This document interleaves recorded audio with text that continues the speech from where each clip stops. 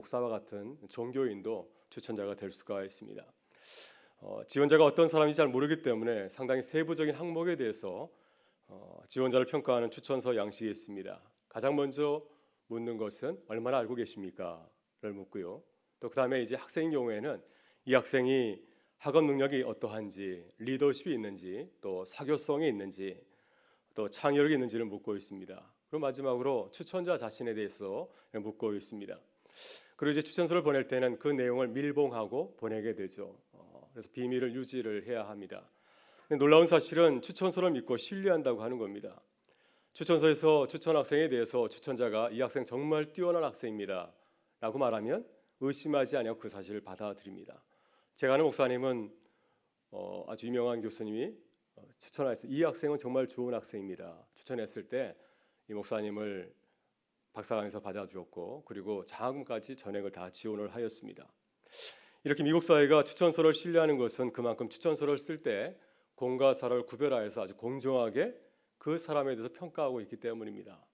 그래서 저도 가끔 추천서를 쓸 때에는 나름대로 엄격한 기준을 가지고 공정하게 쓰려고 노력을 하고 있습니다.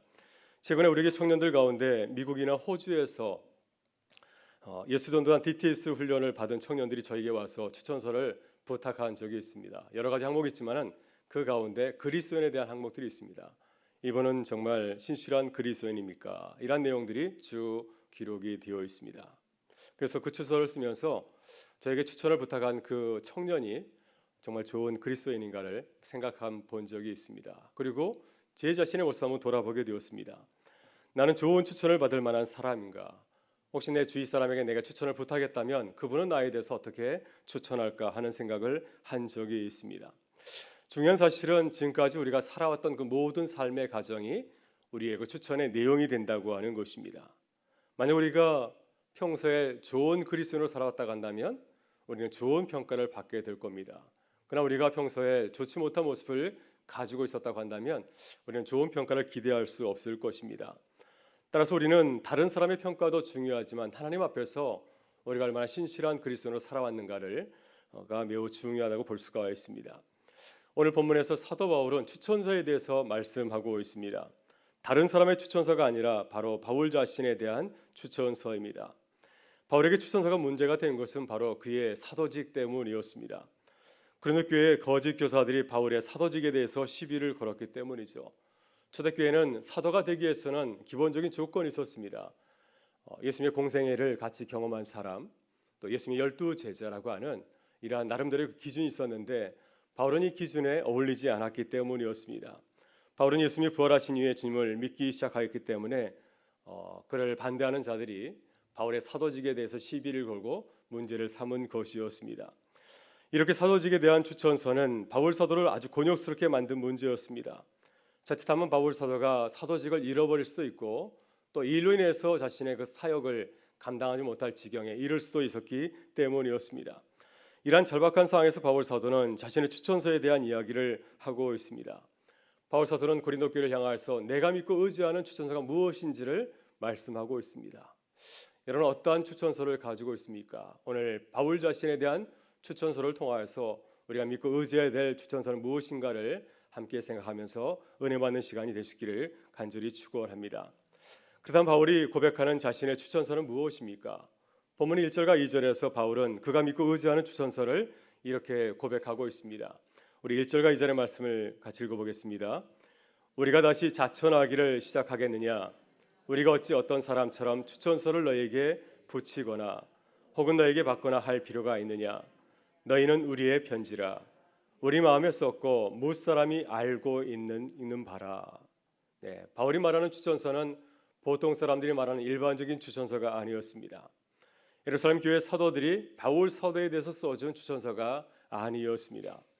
그다음 바울이 말하는 추천서는 무엇입니까? 바울은 한마디로 고린도 교회 성도들이 자신의 추천서라고 말하고 있습니다. 왜냐하면 고린도 교회는 바울이 세운 교회였고 또 바울이 그곳에서 1년 6개월 동안 머물면서 정성을 다해서 세운 교회였기 때문이었습니다. 이렇게 열심히 사역하는 가운데서 고린도 교회가 성장하게 되었고 아름다운 교회로 부흥하게 되었습니다. 그래서 누구보다도 고린도 교회 성도들이 바울의 사역에 대해서 잘 알고 있습니다. 성령 하나님께서 바울 사도를 통하여서 얼마나 아름다운 일을 주셨는지를 그들이 친히 목격하고 경험하였습니다. 따라서 바울 사도는 다른 사람들에게 추천서를 부탁할 필요가 없습니다. 왜냐하면 고린도 교회 성도들이 바울 자신에 대해서 너무나 잘 알고 있기 때문이죠. 본문 3절에서 바울 사도는 자신의 추천서 같은 고린도 교회에 대해서 이렇게 증거하고 있습니다. 우리 3절 말씀을 같이 한번 보겠습니다. 너희는 우리로 말미암아 나타난 그리스도의 편지니 이는 먹으로 쓴 것이 아니요 오직 살아계신 하나님의 영으로 쓴 것이며 또 돌판에 쓴 것이 아니요 오직 유의 마음판에 쓴 것이라. 아멘.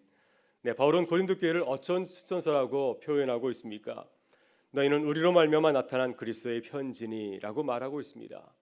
여기서 나타난이라고 하는 헬라어 단어는 섬기다 봉사란 뜻을 담고 있습니다. 이 말씀은 고린도 교회가 우연히 바울의 추천서가 된 것이 아니라 사도 바울이 1년 6개월 동안 수고하고 봉사한 그 사역의 결과로 고린도 교회가 바울 자신의 추천서와 같은 교회로 성장하게 되었다고 하는 것입니다. 그래서 바울은 이렇게 고백하고 있습니다. 이것은 먹으로 쓴 것이 아니요 오직 살아계신 하나님의 영으로 쓴 것입니다.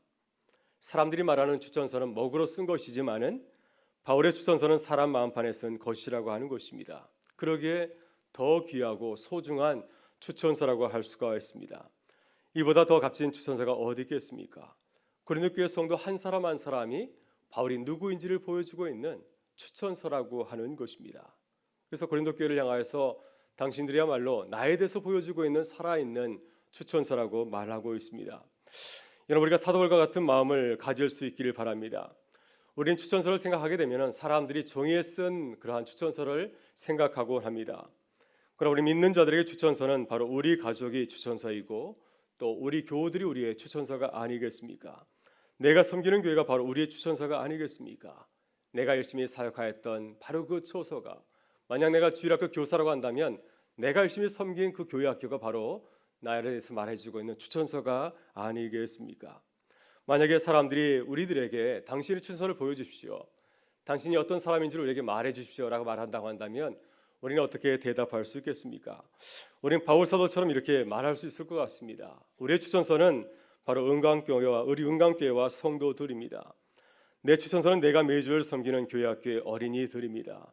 내 추천서는 나와 함께 봉사하고 있는 내 사랑하는 교우들입니다. 바로 그들이 나의 추천서입니다. 그들이 내가 누구인지를 정말 잘 알고 있기 때문에 그들에게 물어보게 되면 내가 어떤 사람인지를 잘 알게 될 것입니다. 여러분, 우리가 그리스도인으로 겸손하게 맡은 자리에서 제사를 다할 때 우리 교우들이, 우리 가족들이 나에 대해서 있는 그대로 내가 어떤 사람인지를 잘 말하고 증거하게 될 줄 믿습니다.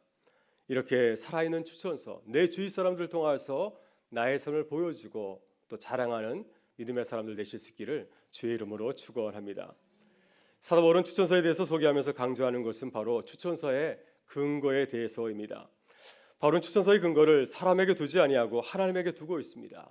많은 사람들은 추천서를 쓸 때 힘 있는 사람들, 나에 대해서 잘 말할 수 있는 사람을 생각하지만은 바울은 그렇게 하지 아니하고 나에 대해서 가장 의지할 수 있는 분은 바로 하나님 자신이라고 말씀하고 있습니다. 본문 4절에서 이렇게 고백합니다.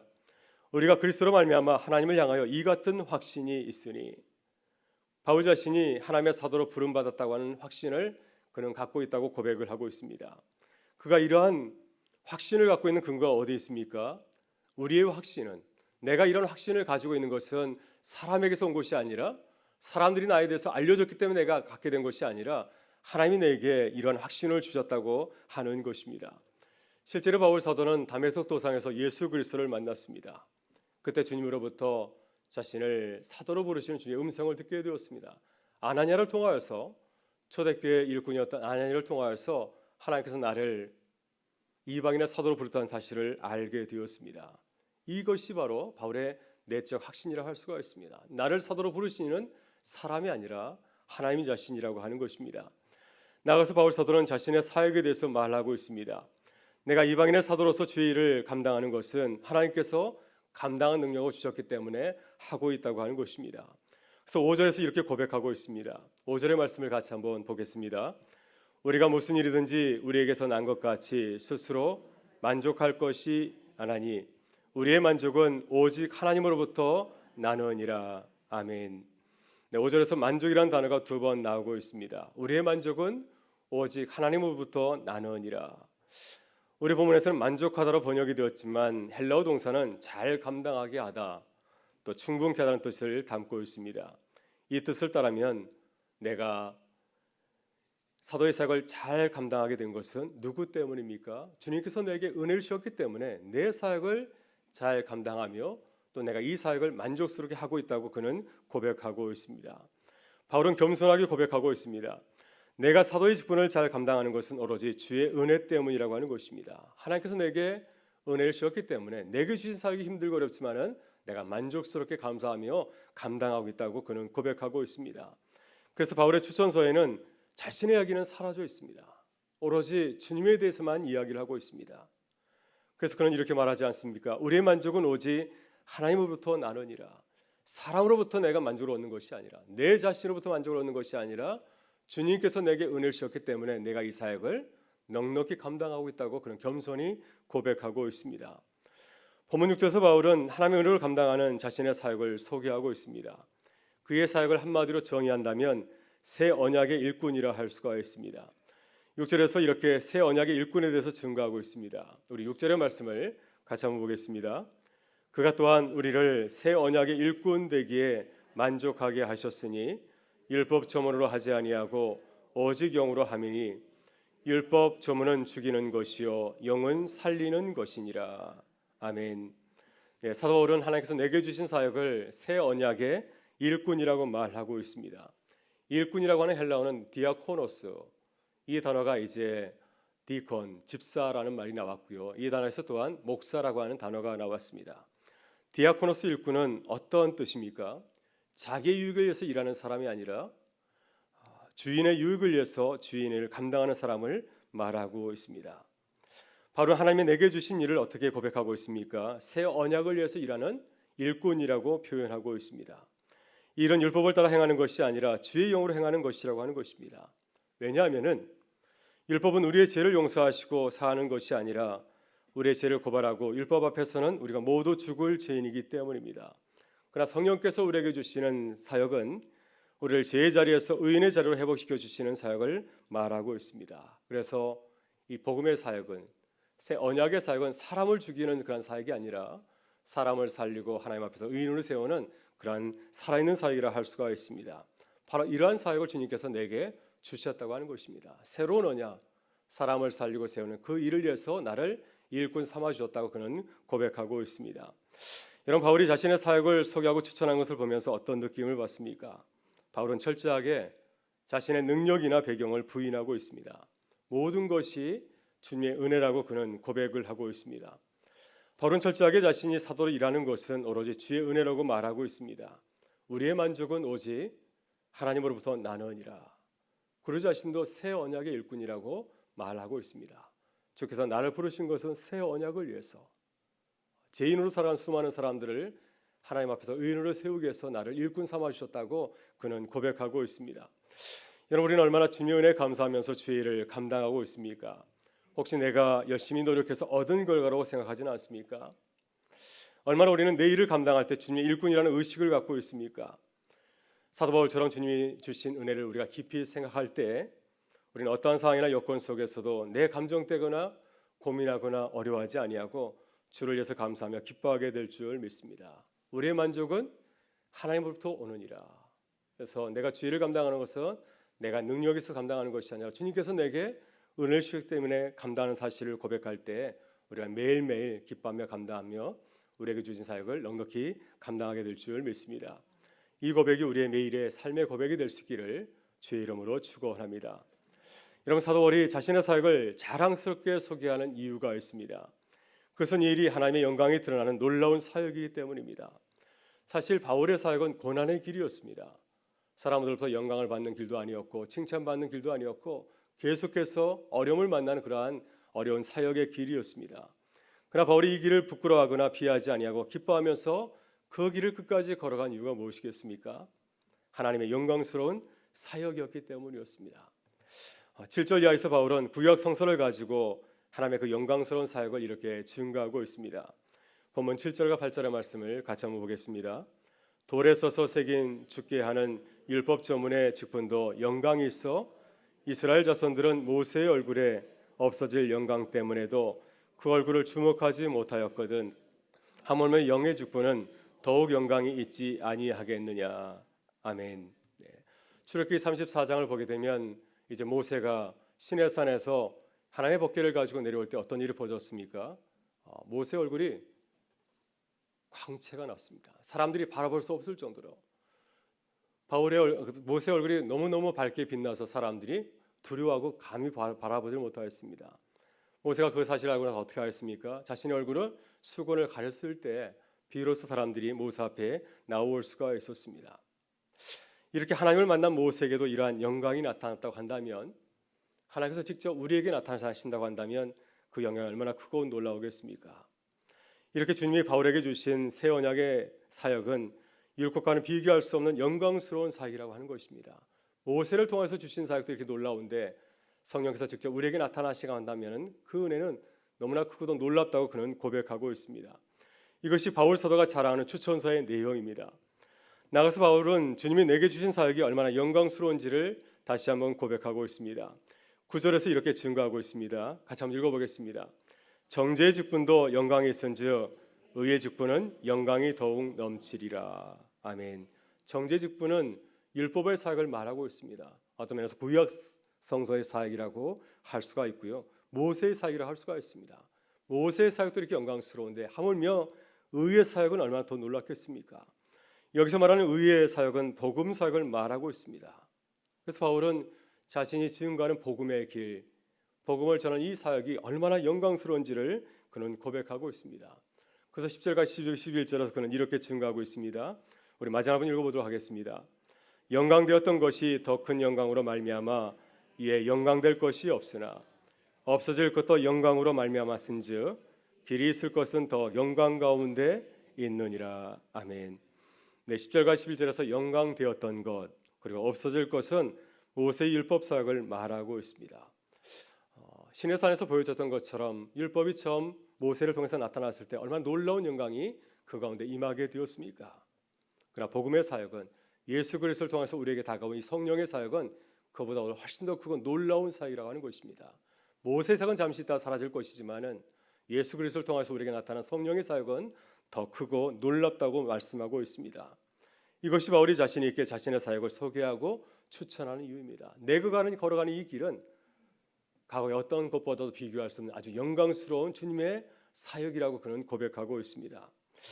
여러분, 우리는 주님이 우리에게 주신 일을 어떻게 바라보고 있습니까? 사도 바울과 같이 하나님의 영광 수역을 바라보면서 감격하고 있으십니까? 나와 같은 자에게, 나 같은 부족한 자에게 주신 그 은혜의 사역을 바라보면서 기뻐하고 감사하고 있으십니까? 하나님께서 이 일을 통해서 이루실 놀라운 사역을 바라보면서 기뻐하고 감사하며 나아가고 있으십니까? 여러분, 주님께서 우리에게 주신 일은 주님의 놀라운 영광 가운데 있는 줄 믿습니다. 주님께서 내게 주신 일들을 소중하게 생각하고 감사하면서 우리에게 주신 사역들을 잘 감당하는 주님의 사람들 되실 수 있기를 주의 이름으로 축원합니다. 함께 기도하겠습니다. 참 좋으신 아버지 하나님, 오늘도 주의 말씀을 통하여서 주의 귀한 말씀을 깨닫게 해주시니 감사합니다. 사도 바울이 주님 자신에게 주셨던 그 사역을 기뻐하고 감사하면서